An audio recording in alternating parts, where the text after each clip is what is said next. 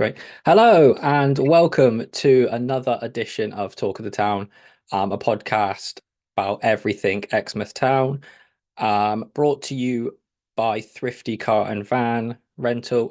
They sponsor myself, Nath, and the video. So thank you, those guys, for everything you've done for the club and sponsoring us. I am Egg, obviously, and I am joined by my media boss at the club, Nathan. How you doing, mate? Yeah, I'm okay. Yeah, I'm good, thank you. I'm going to keep referring to you as my media boss because then when it goes wrong, I'm not in trouble for anything. Fair enough. I mean, I was here first. You were Yeah, fair. technically here first. Role first. We So it digress. balances out. So since we last spoke, we have played a plethora of games either side of Christmas. I missed most of those through family commitments. So I know you were at Polton. The VEO failed us that day, so there is no footage of that game. Shall we just move on quickly from that? And Well, yeah, it wasn't. It was one of those. It was a tough one. I mean, the footage would have got to 1-1, and if it had cut off there, and if the game had ended 1-1, fantastic. Obviously, you had that late corner. Two got done off two corners. Really, probably it was frustrating. I think more than anything because that those are the games. Unfortunately, it seems that we don't quite push the level because we'd played really well at Froome the week prior, and it was just not the same as that. We played really well at the start. We started strong, which has been a common theme as we'll probably talk about by last Saturday. But we started well, but and then after about we got the goal, missed a penalty, I think, and then we should probably put that for most of the games to be honest. But it is what it is. But the missed the pen, and then we don't kill the game off, let them back into it, and it was what it was. It was one that you'd have left feeling disheartened, but the results since have been very good. So at least there was a response from that game. I think looking at this weekend's result at Polton, Polton was 3-1 up against Mousehole. It's a really tough place to go, not trying to make excuses. Um, Yeah. they do play to, they've got a bit of a slope there and they do get a pretty decent crowd to follow them. So we should move on from that. You can't change what's happened in the past. 5 days later, the guys went to Evesham, another one where we were very much the underdogs. And I'm just going to say this is probably the game of the season so far. Yeah, no, we were fantastic. We were absolutely brilliant against Evesham. It was one of those where these 45-minute spells of playing well and sort of, as Kevin likes to refer it, self-destructing afterwards. That didn't happen. It was 90 minutes. It was really good. We nullified the threat. They have I think it's Archie Clark, the name of their striker, really good player. But we nullified that. Of course, they did get a couple goals, but when you get four, it doesn't matter so much. And it was just an excellent performance. It went in at 2-1, and then you're thinking, just from being at the games, oh God, here we go. It's going to be another one of these. And then literally 30 seconds into the second half, Aaron Denny gets it down, bottom corner, 3-1. And it just eased everyone. And yeah, excellent performance all around the pitch. Kyle and Mike at the back, and then up front we was lethal Nelson, Aaron, Tom. Really, really good performance from us. And yeah, I'd say probably better than the Bishops Cleveland, which was also a really good performance. So yeah, that was definitely a game of the season. Watching it back, it was But all four goals were different as well. They weren't just tap-ins. Danny's second was an absolute screamer. Um, Ethan obviously scored from the corner. It was good to see someone follow in.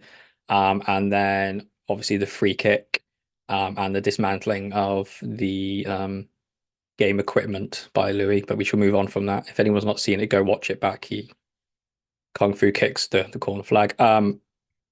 On Twitter as well, you could see there was pictures of the guys who had travelled. A lot of fans seem to have gone as well. It was a long old way, just before Christmas. So well done to all those guys that went. Obviously, a few familiar faces within that. Personally, I didn't go, so again, I've missed a win. Um, the fourth goal did go in when I was driving, and was at traffic lights and did beat my horn and go absolutely mental. Surprised I didn't get arrested, but we should move on from that. Then we in back home on Boxing Day, a point against Mousehole. I remember picking you up in the morning saying I would take a point now if offered it. Obviously disappointing we were 2-0 up, and the course of the game kind of changed in after halftime. Yeah, it's one of those where the circumstances probably affect the perspective on it. And I can speak, I was frustrated after that game, even though we did draw 2-2 with a good side, a really good side, and they seem to obviously be making a habit of coming back as we saw against Bolton last Saturday. So it seems to be a thing. We were absolutely excellent first half, and this is a team Mousel, big budget.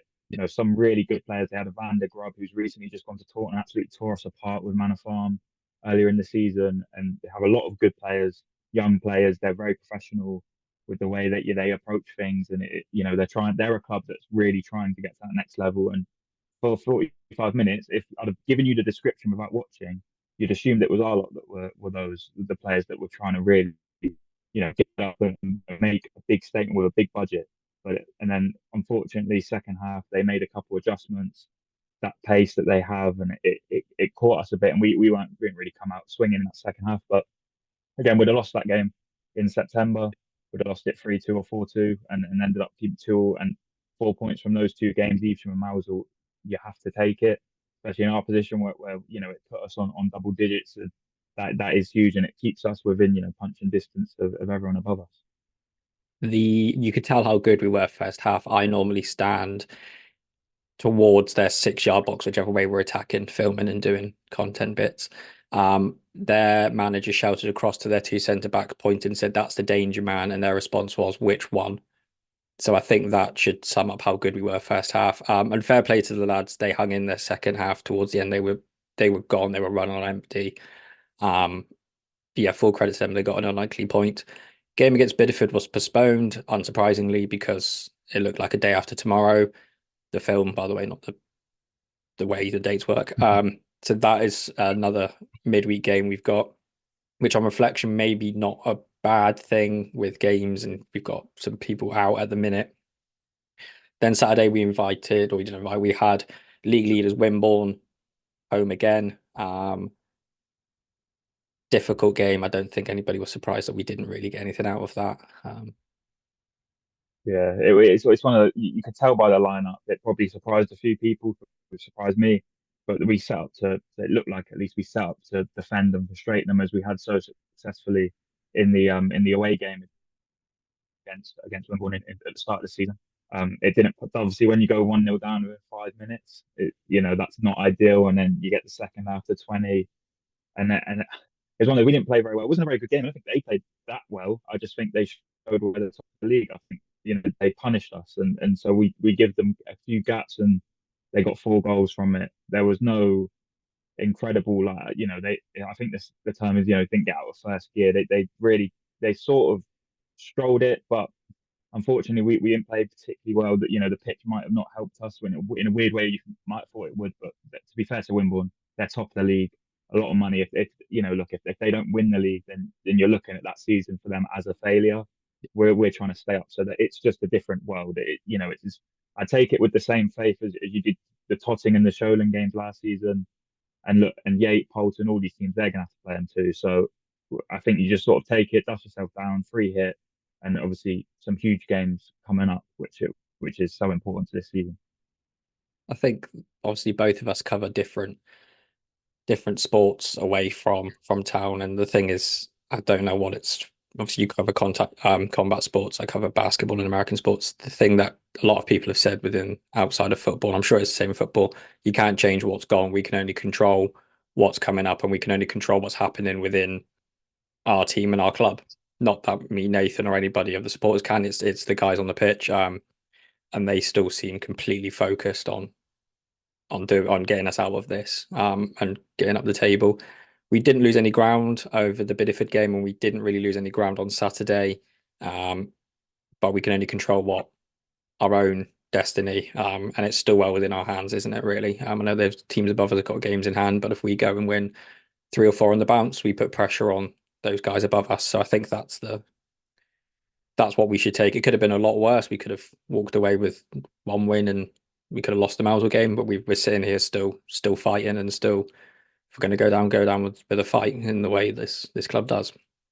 Um, We did also interview Hilly on Saturday for this podcast. We interview Hilly every game. It's always an interesting 5-10 minutes. We can get him to stand still so I can hold the camera. That's normally a bonus for me. So we shall play that interview now. Thank you to Hilly again, as always. He's more than happy to give his time for us and completely honest, sometimes to a fault. So you check that out now. Nathan asking the questions, and I'm just tossing around in the background. So Ken, we're sat sort of halfway through the season so far. So bottom of the league. How do you feel it has gone to this point? Perfect. No. To be big second year syndrome. I sort of knew after, I can say, second half of last season, it was a struggle. And obviously, not saying I've recruited properly this year and stuff like that. It is what we can do.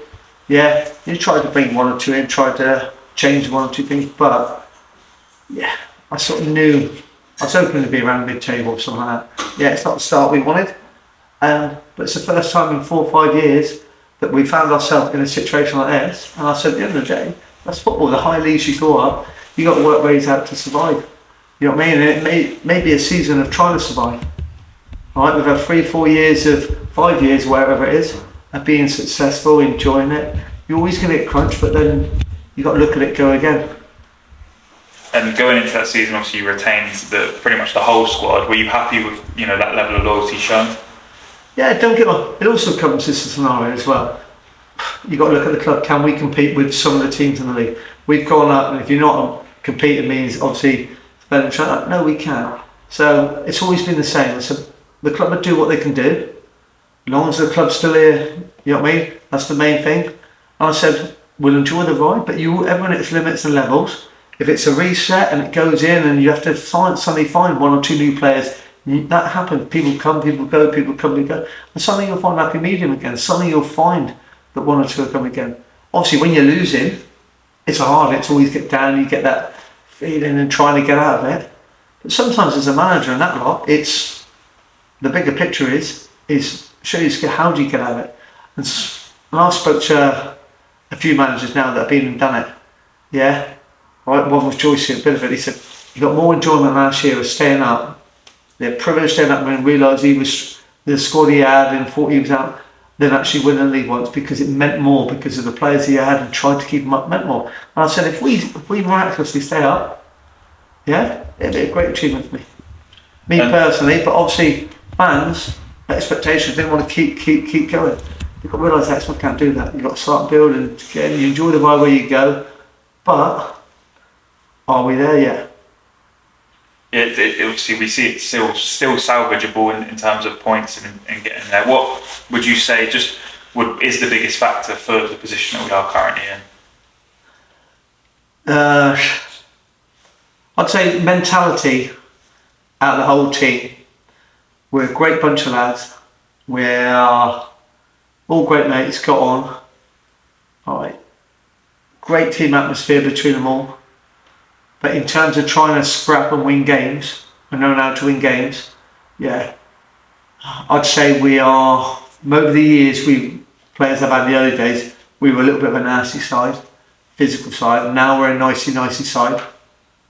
Yeah, don't get me wrong, you've got 1 or 2 that like it. Yes, obviously Tom still going, but you look at Tom at 40, 42, 41, 40, whatever it is, but he still loves playing, and that's what you want.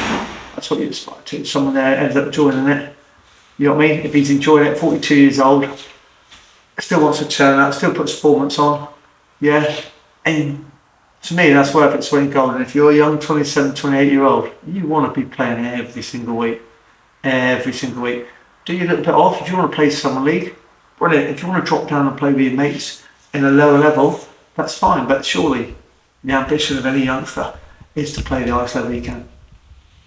And then sort of switching it around, what will be the biggest factor in, if there is to be a sort of great escape, if you will, what will be the biggest factor in keeping this team up?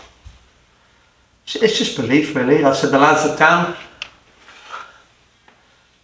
I can say it'd be a great to keep the team up, but it's belief. They've got to believe in themselves. They've got to fight, and we are in a dogfight every single. We're going to be right in it to the last game of the season. There's no us winning. Even if we win 10 games on the trot, if we did that, the other team would win 8. If we lose 10 games on the trot, the other teams will lose 8 or 7 on the trot, keep us hanging there. Right? That's football. That's football. But you've got to believe in the good side. And I've been there as a player. I've been in promotion, I've been up and I've been down. Yeah. When you're playing this side of it is, you can go away, it can hurt, but also you just think, oh, and it ticks on as a player, we'll go again. If you go down, they just naturally think they'll be here for the following year. And things happen. Obviously for a manager, it's more personal. And I'm saying it first hand because you really want to stay in there. I really want to keep you going. Hexmouth have never been in the Southern League. I want to keep them there. You know what I mean? But so, it is a scenario. You've got to look at it as to say, where do the club generally want to be? Do they want to be the next level? Do they want to find a base here? Now we've had 2 years at finding what it is. Or realistically, is it a hard slog for us? Right, so sometimes you find their levels, and we are finding our level now, right? But I say we are bottom at this current time, but if you look at 8 penalties missed on the trot, or when we're 2-0 up, or when we're 1-0 up, 6 of them, they're all game changers. You must be looking at 10, 12 points. So if we were then 2-3 places above the bottom and then win a game, everyone gives you a little belief in that, bit of confidence more. So what's happening now, I'm only saying because I've done it as a player, players look for excuses. We're bottom of the league, there's a mistake, someone won't take the game by the scruff of the net, or they'll let Aaron Denny or Nelson or whatever do something, and then, oh yes, right, like a really, go do it yourself, be brave. Don't be afraid of making mistakes, and then we'll see where it goes. Will you be drawing on some of that experience that you've had as a player to help this team sort of get through the current patch? Oh yeah, of course the boys have been with me for a long time, so I am a loyal person. Fans might want something different, and that's true, but at the end of the day, it's not easy just to go and get a body and not just change and put a youngster in, depends what the club want. Right, they've got to be a quality. It's not just a Southern League, because we're still going to be, I'll put somebody else. They might be good enough. If they're good enough, I'll have them. If I can find out, trust me, you go and find something good enough. I'd love to put a load of youngsters in, so they are, because I know what the outcome will be when they get hit off the ball, stuff like that. I said, am I in a situation where, can I afford that? No, I can't. I'm in it for a dogfight where it's literally going to be scrap. People have got to work hard. We can be pretty, don't get me wrong, we can play a little bit, but we have got a soft underbelly. And we do, and I'll say again, we do find a way of losing. Right, today's defeat, obviously we're doing this now at Wimborne, they're far better than us, and take that. Right, we don't show it. But in other games recently, in the last 2 months, when we've been in control, and to see us collapse, that's a soft underbelly. And sort of moving on to some of those youngsters, we did have a few additions in the summer, Harvey Field, Andy Soderberg. How have you felt they've adjusted to life at Town? Brilliant. Obviously, Sounds and Halls, right at the beginning of the season, Andy come in, brilliant pre-season. Obviously, Robbie got injured, and done with Sounds, and he'd done nothing really wrong, so that's why he started as number 1. And as we started to lose, he was playing. And it's the same as I hear from other managers. We've got a young keeper. Don't get this is Andy's first season in men's football. I know he's been at Exeter, but he's played with him. He's 18 years old, straight into the Southern League. It is quite physical. You come out of you set up a pro club and suddenly you were chucked in. It's a different kettle of fish. But he'd done well. Then it's like any kid. He started to make 1 or 2 mistakes, then make a mistake. And I remember, sometimes you take a keeper out of the limelight because and I was split land, and just 1 or 2 little mistakes were happening. I Lark away, coming and calling and getting in. If that kept happening in the situation we're in now, if he's in the goal, yes, of course he wants to play. And his head goes down, he makes another mistake, everyone's on each other. He could crumble. And I'm thinking, for 18 years old, do I put him in that? He's going to play, he's out a couple of weeks, he'll come back in, a couple of games, and if he ends up winning, he'll keep his shirt again. But sometimes it's that put your arm around. Same with Harvey. Harvey done really well, a couple of mistakes like everyone else does. I think he played left back, give 2 or 3 penalties away because he always gets turns, dives in, holds them. But it's a learning curve. But I'm looking for survival. And when you're looking for survival, I want somebody that little bit of experience, sometimes that composure. We could be winning 2-1, 2-0, like I say, these games are happening. Suddenly, even my experienced lads are finding ways to lose. And we're a very, very quiet side. And like they say, even with Harvey in, Andy in, he's a keeper talking about his Harvey a talker. They won't be, because they'll be young. And I've been there, done it. I need everybody, even up to Callum Nutter, they're all experienced pros, but we're a very quiet side. And talking, trust me, in a lot of football, saves you a lot of running. So, but it doesn't come easy. It doesn't come easy talking. Some players will have it naturally. To compose, drag people in. The scenarios I showed today that happen, where we're having a corner or a free kick, and unless we say so, usually on the bench reception, somebody's got to take control, but somebody's on the back there, one-on-one, defending on the halfway line. Really, I said, we're losing 2-1. I said, you've still got half an hour to go. They break from a corner, we're one-on-one. But I said, you don't defend that. That's second nature. That should just be. But that guy should be strong enough to say, pull another one in, get in here. What's happening? And little things that is creep in. And that's why I want people to take control. I want people to take charge. Right? And that comes from experience. But I have got experienced lads out there that, don't get me wrong, they're saying they're going for it. They're going for a bad time. They hide in games. I'll go back to myself. I've had bad times in my professional career.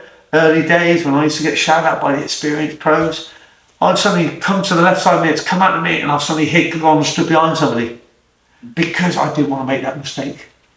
I didn't want to be the one to make that, and I've done it at pro level. So I know what they're doing. So that's why late when the ball comes out and suddenly someone will step in where they can't pass on the ball because it's a fear of failure or fear of value football.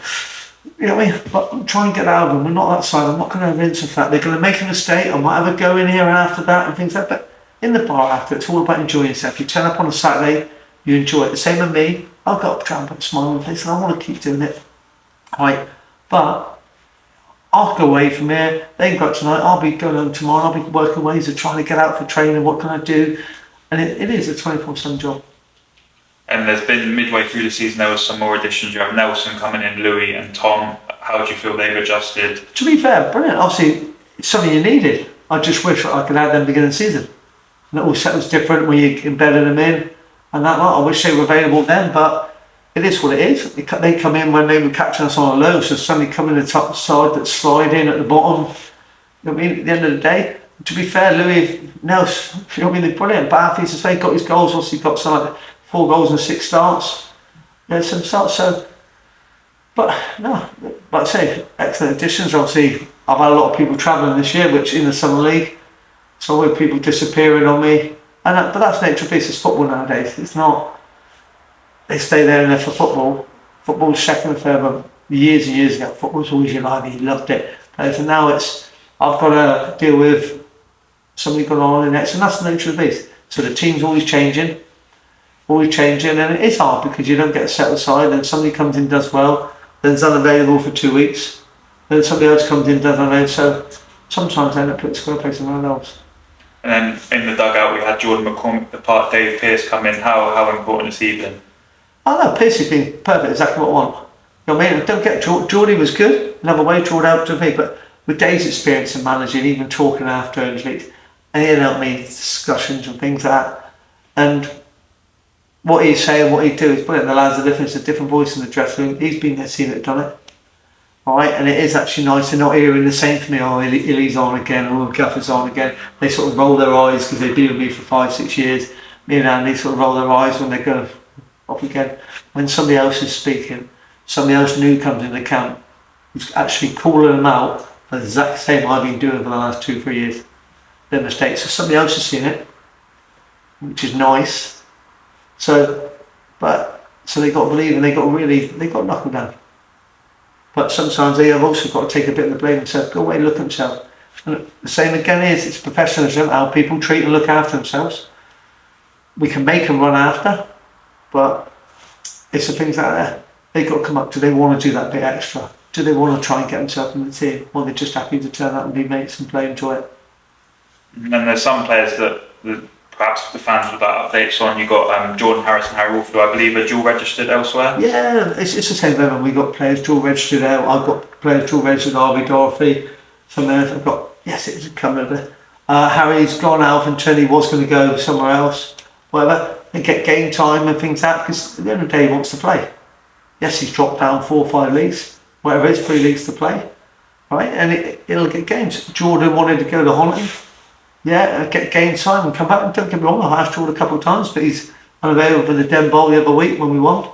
I think it is, but it is what it is.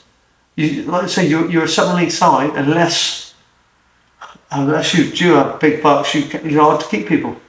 Because if he wants to play every week or someone wants to play every week, no one likes to sit on the bench. They sit on the bench.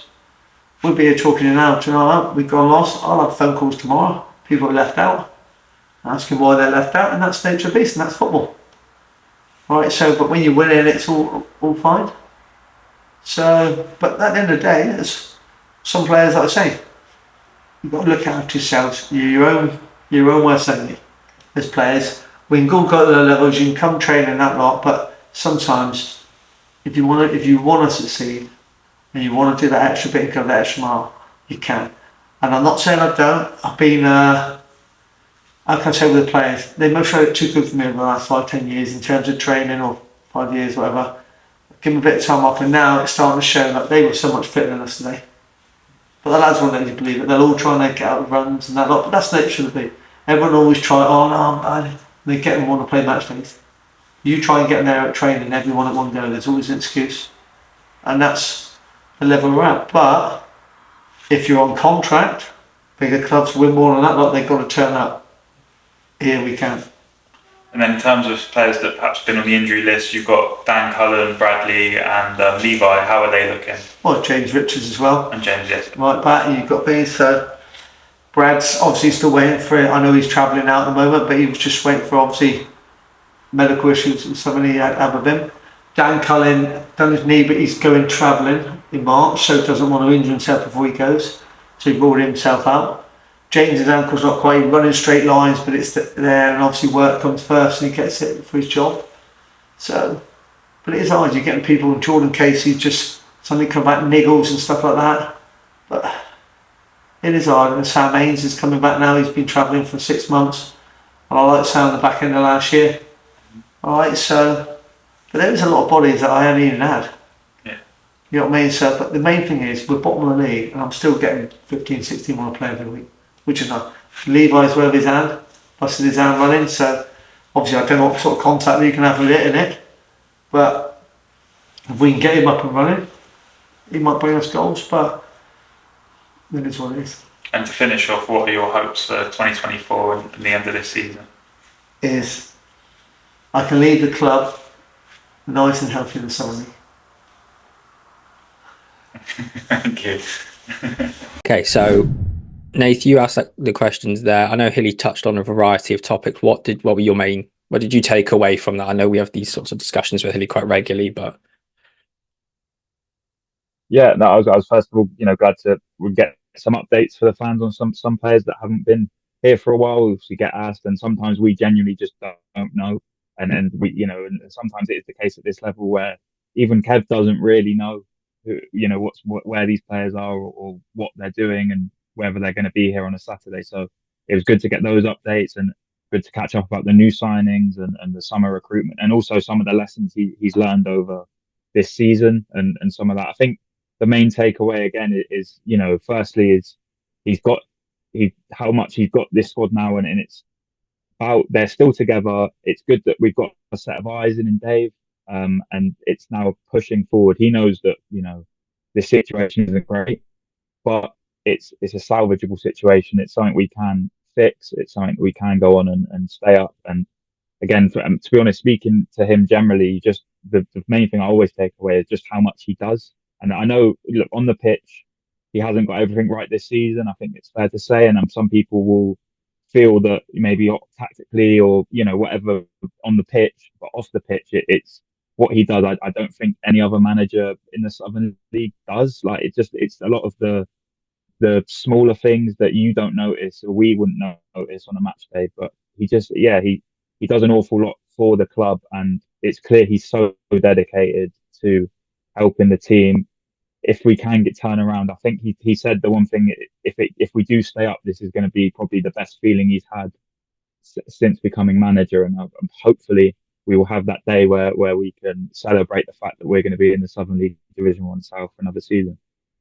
I know he's very popular amongst local managers at all levels, and I know he referenced a long serving manager speaking to him who was in a similar situation to ourselves last season, and this manager said that staying up and keeping their status within their league was the best feeling, and he felt was his greatest achievement. And he's won leagues, with league titles, he's won cups, he's won everything. So I don't think that Hilly, to say that with how he's led the club from Peninsula into the Southern League, shows that he's of course dialed in. All the lads are completely dialed in. We're all going to push, the same as we said last time. We've all kind of just got to keep pushing on, and take every game as it comes.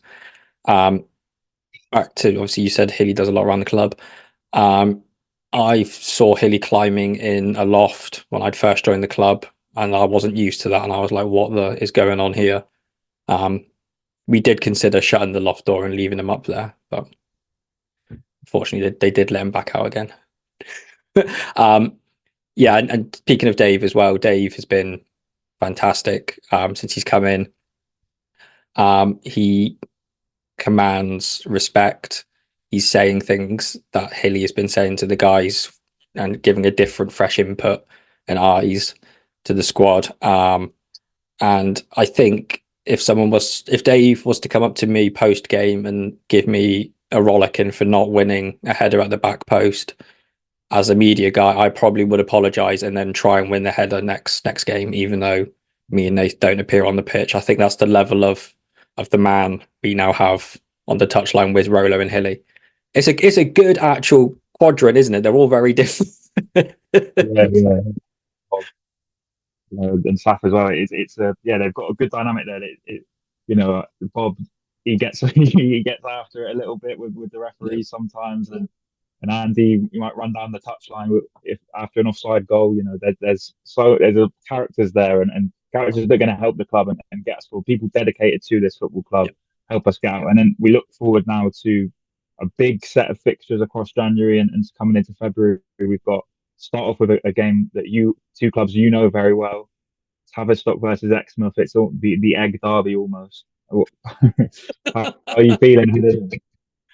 Obviously, it's no secret I did spend close to a season at Tavistock as part of their media person. So for me, it's always a special game to go down and see people I don't see a lot. I was a member of the MTC when I was down at Tavi. Didn't make any secret of it that I wanted Tavi and Exmouth to both be promoted when both clubs were going through the Western League, but nothing. And this is all due respect to everyone at Tavi. I have a lot of love for that club and everyone there. Nothing would delight me more than getting in that car at 6:30, whatever it is, when me and Nate leave Langsford with 3 points in the bag on Saturday. Mainly because a lot of people down there are Argyle fans as well, so we need something, obviously, to some sort of bragging rights. But yeah, you've thrown me there. I wasn't expecting you to drag up my past. It's not going to be easy on Saturday as well.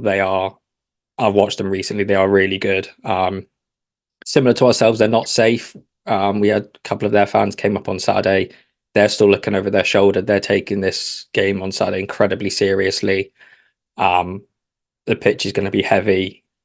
It's going to be an absolute war. We've beaten them already once this season there in the cup. Pretty much their first team. So I think that it's going to be an absolute cracker, and that these games never fail to entertain. It's the friendliest, nicest derby in Devon because everybody knows everyone at the clubs. Everybody just kind of wants their team to win and then has a laugh, regardless of the result full time. So there is no coach running for this game.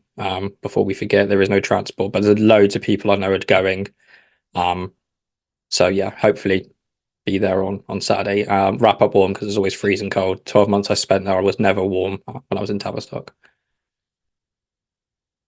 And then it's a huge game for public transport as well. I think we can get you sort of around Tavistock. I don't know it too well, but before I forget, there are roadworks as you come in to Tavistock by the big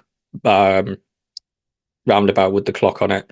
So leave plenty of time. I do drive through Tavistock every day for work, and it is a nightmare. So please don't try and get there for like 3 o'clock because you may miss kickoff. So just leave plenty of time. They're there for the next 3 months as well. So a little bit of traffic news there. Yeah, good to know. And the way we've been starting, you probably don't want to miss kickoff. Good and bad. Over these last few games, we score early. Sometimes we concede early, and then we've got 2 really big home games coming up, January 20th and 27th. Bishop's Cleeve, who we've already beaten this season, beat 4-1. Again, a great game. And then probably the big one is the 27th against Yate. If we can, get within punching distance of them to level up with them by the time we play that game, and if we win, that's got to be the goal, hasn't it? Yeah. We're not at the point yet of must-win games, but I think those fixtures are within. You can probably see the must-win hill, so to speak. They're going to be crackers. I know that people are already looking at their results and how they're doing in their teams and their, so we're not in for a quiet start to the new year at Exmouth on and off the pitch as always. So it's the guys are going to need all your support if you're not at City, Chiefs, Torquay. I know there's a lot of guys coming from Torquay. Please come down, support the lads. Shout, scream, buy a bobble hat. Just invest in our club, because the more clubs we have playing at this level, the better it is for Devon football all the way throughout the pyramid. Also, there's never a dull moment at Exmouth Town Football Club. There's no club like it ever anywhere. And then, speaking of games with no dull moments, last year against Newton Abbott in the Devon Bowl was my second game as at Exmouth, and it was a 3. We came back from 3-0 down. We won on a penalty shootout. Unbelievable game. There'll be a rematch of sorts. January 23rd at Newton Abbott. Should be a good game. Newton Abbott always a good side. Be a real test. Probably be some rotation for that game. I imagine tends to be for Devon Bowl. And then also to note before I forget, after the Yate Town game, the Men in Black are performing another one of the free gigs that they do, and I'm sure it's going to be another great event. Just stay after the game. You'll get some great music. You get some drinks from the bar, so you do have to pay for that, but I'm sure you won't mind doing that, and it'll hopefully be a good night for all. After hopefully a win, in, as you say, not must win, but probably must not lose again against Yate. Yeah, last minute winner, and then we can all just go and have a few drinks and party and take a big exhale. The Bashley game was originally, the rearranged Bashley game was originally penciled in for the same night as the Devon Bowl game against Newton Abbott Spurs. Devon Bowl takes precedence, so the Bashley game has now been moved back to the 27th of February, 7:45 kickoff. I think we have Bashley at home a week or so before that, so that is massive as well. We have Malvern coming up as well. Bristol Manor Farm are not really out of it. They've looked a bit shaky, so there's lots of winnable games coming up. Also off the pitch, I know recently someone put on a post on the MTC page, I can't remember who it was, apologies, saying how long the group's been going. If you're not a member of the MTC, please join. It's £2 a month. The money that is raised is to benefit the club. Cookie, Duncan, all of those guys working up, do absolute wonders. There's stalls, all the money the raised from the stall, the merch stall goes to the club and stuff as well. So please, if you're not a member, please do join.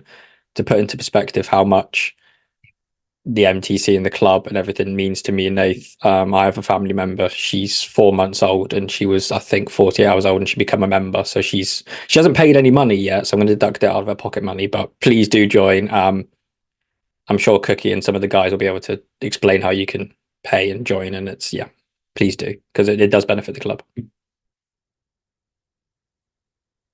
And Nathan is frozen, so it's just me now.